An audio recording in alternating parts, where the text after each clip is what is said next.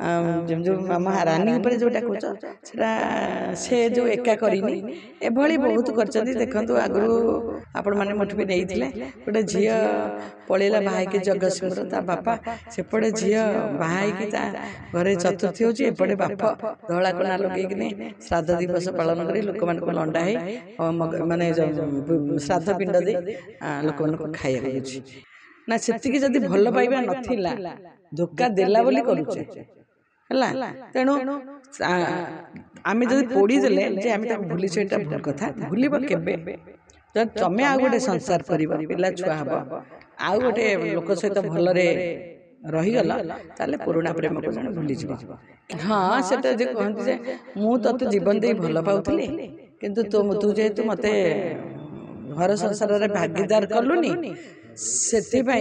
जेहेतु भागीदार तू मत कलुनी से तू आज मो मरी गलु बोली एटा गोटे भाविक से गोटे कर जो ब्राह्मण मैंने जाऊँ से पैसा लोभे जाऊँ जो सिस्टमटा एक्चुअली से सिस्टम नुह सिस्टमटा ना समस्ते जानते 10 कर्म 4 दिन तीर्थ धरती तेणु यहाँ गोटे लोक गोटे बैड मेसेज जाऊे मना करिया कथा ना गोटे बंचिया लोक को तुम श्राद्ध दियनी यहाँ गोटे भल ये नुह सीना मन बुझा जो मैंने कर ब्राह्मण मैंने जाशुणी केमी जाऊँ तुम पैसा लोभे जाऊँ से 2 जन को आज भी कहूँ सतल भी कहूली निज संसार कर से सब भूली जाओ से जदि खुशी अन्य संसार कर रही पारे तमें मैंने निजर संसार कर से पुराणा को घाटनी कथार अच्छे गो को घाटिले गंधे तेणु तुम्हें मैंने भी सेमती तुम्हें भी गोटे गोटे संसार कर लाइफ तुम इंटरफेयर कर तुम तुम लाइफ टाइम आउ थे सजाड़ शुणु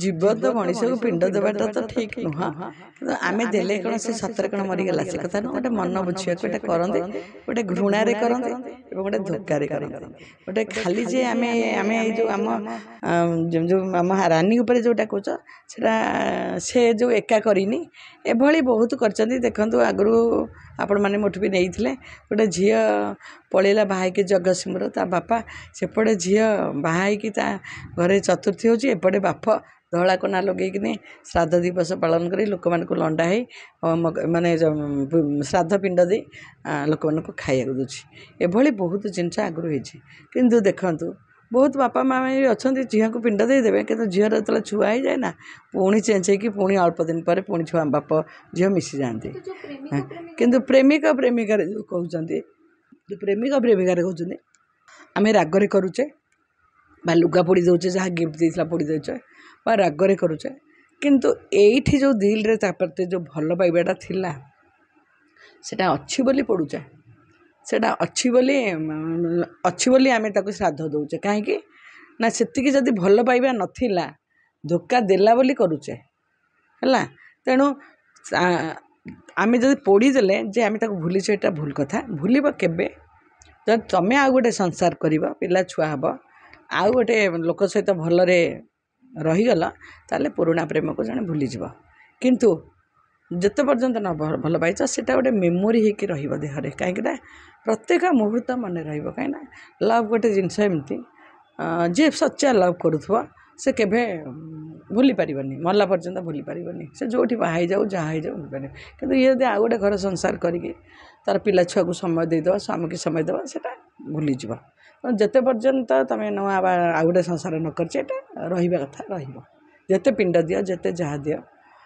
सेटा मन रे रहिबो केबे जीवन हाँ सेटा जे कहंती जे मु तत जीवन दे भल पाउथली किंतु तू जेहेतु मते घर संसार रे भागीदार कलुनी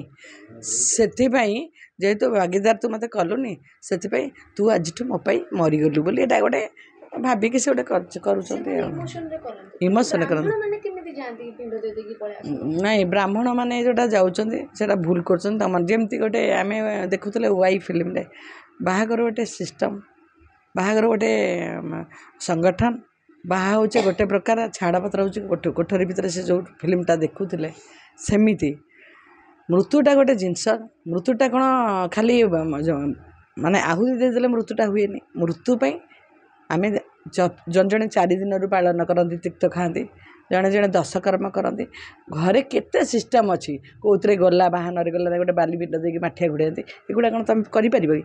ତା ଅସ୍ଥିକୁ ନେଇକି ଗଙ୍ଗାରେ ବିସର୍ଜନ କରିବା ପାଇଁ ଆମେ ତେଲରେ ଦେଇକି ତାକୁ ରଖନ୍ତୁ, ଆମ ଶ୍ୱଶୁର ଶାଶୁମାନେ ଯେଉଁ ରଖିଛୁ। ତେଣୁ ତା ପାଇଁ ବହୁତ ସିଷ୍ଟମ୍ ଅଛି। ଆମେ ନଣ୍ଡା ହେଉ ଆମେ ତାଙ୍କ ପାଇଁ ପାଳନ କରୁ, ତେଲ ଲଗାଉନି, ପିତା ଖାଉନି, ଫୁଟେଇବା ଜିନିଷ ଖାଉନି, ଗୁଡ଼ାଏ ଜିନିଷ ସିଷ୍ଟମ୍ ଅଛି। ଯେଉଁ ବ୍ରାହ୍ମଣମାନେ ଯାଉଛନ୍ତି ସେମାନେ ପଇସା ଲୋଭରେ ଯାଉଛନ୍ତି। ସେମାନେ ଏଇ ଯେଉଁ ସିଷ୍ଟମ୍ଟା ଆକ୍ଚୁଆଲି ସେଇ ସିଷ୍ଟମ୍ ନୁହଁ। ସିଷ୍ଟମ୍ଟା ହେଲା ସମସ୍ତେ ଜାଣନ୍ତି। 10 କର୍ମ 4 ଦିନରୁ ଯେଉଁ ତିକ୍ତ ଧରନ୍ତି, ବାପା ମାଆ ମାନେ ଯେଉଁ ଯିଏ ମୁଖାଗ୍ନି ଦେଇଥାଏ ସେ ଗୋଟେ ବାଉଁଶ ଧରିଥାଏ, ଗୋଟେ କଣ୍ଟା ଧରିଥାଏ, ଅଲଗା ଶୁଏ, ନଡ଼ାରେ ଶୁଏ। ବହୁତ ଜିନିଷ ଆମେ ଦେଖିଛୁ ଆମ ଜୀବନ କାଳରେ। ଏଇଟା କ'ଣ ସେମାନେ ପାଳନ କରୁଛନ୍ତି? ତେଣୁ ଏଇଟା ଗୋଟେ ଲୋକଙ୍କୁ ଗୋଟେ ବ୍ୟାଡ଼ ମେସେଜ୍ ଯାଉଛି। ଏମାନେ ମନା କରିବା କଥା ନାହିଁ, ଗୋଟେ ବଞ୍ଚିବା ଲୋକକୁ ତୁମେ ଶ୍ରାଦ୍ଧ ଦିଅନି। ଏଇଟା ଗୋଟେ ଭଲ ଇଏ ନୁହଁ। ସେ ସିନା ମନ ବୁଝିବାକୁ ଯେଉଁମାନେ କରୁଛନ୍ତି, କିନ୍ତୁ ଏ ବ୍ରାହ୍ମଣମାନେ ଜାଣି ଶୁଣି କେମିତି ଯାଉଛ? ତୁମେ ପଇସା ଲୋଭରେ ଯାଉଛ। ଭୁଲ କନସେପ୍ଟଟାକୁ ସମାଜକୁ କାହିଁକି ଦେଖାଉଛ? ଗୋଟେ ଦେଖେଇଲେ ଆଉ ସମସ୍ତେ ସେୟା କଲେ।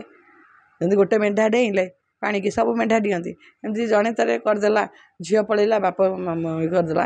ସେତେବେଳେ କଥାରେ ଥିଲା, ଆମେ ଦେଖିଛୁ ଅଲଗା ଜାତିରେ ଭଲ ଜାତି ହେଉଥିଲେ।